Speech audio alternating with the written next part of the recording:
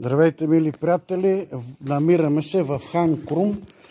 Човека, геранчето има 30 см вода. Чакай. Има 30 см вода и водата му спира за 1 минута. Така, едната жила мерихме. Човека е багетист. Аз много обичам да работя с хора, къде разбират. Водата му на едната жила е 3 метра. Тук сме очертали, нали така. И му влиза вътре в геранчето, така му влиза. В това положение. Преди колко време е влизала целата вътре, нали? Да, целата. И сега му мериме да видим има ли смисъл тук да се пробива надолу или нема смисъл. Другата жила му минава от тази страна. Само че тя е на 14 метра и половина. Даже той мери на толкова ли излезна? Така. Да те покажа ли? Не. Човека го е срам да се показва, затова няма да го покажем.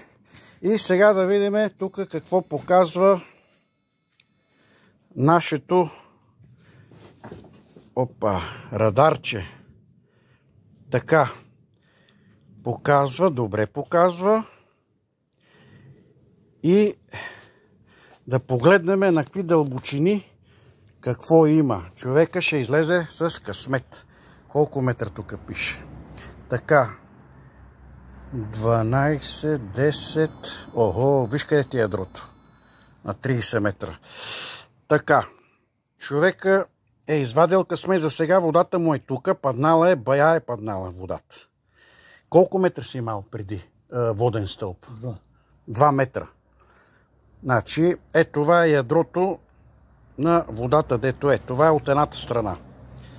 Така ще кача снимки после, който му е интересно там, колеги сондьори. Сега, да видим какво ще каже изкуственият интелект.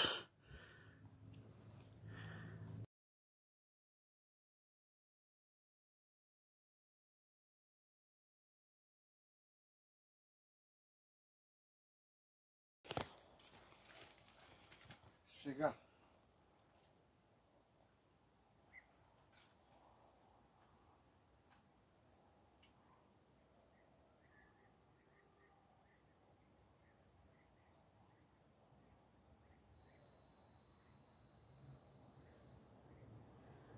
Така.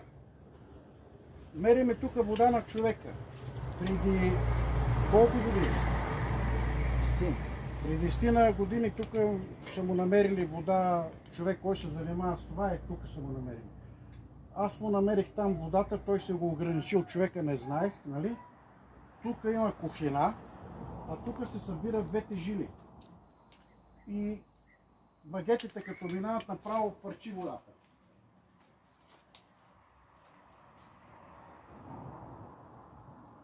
Ето. Фърчита не може да се спре. От що фърчи? Така. Тук е дере, което какво прави? Тече вода. Така. На човека не му пускам тук радар, защо тук е ясно, че има вода, тук е кухина, а тук е истинската вода. Радар му пуснах на герана там, защото да видим има ли смисъл да пускаме тръба надолу, няма ли смисъл да не се дават излишни пари. И това е, мили приятели, от Хан Крум. Той, дето е резал ръцете на крадците и е резал езиците на лъжците, нали така? Владетела, къде сме владели, на колко морета? На 3 ли беше? Не знам там какво беше. История, не съм много така ученолюбив бил. Това е, завършваме видеото и на човека идвам да му продълбочавам геранчето след... Защото трябва много бързо, защото той е производител и му трябва вода. И после има втора серия, как го продълбочаваме с 4-5 метра. И това е всичко за сега. Чао!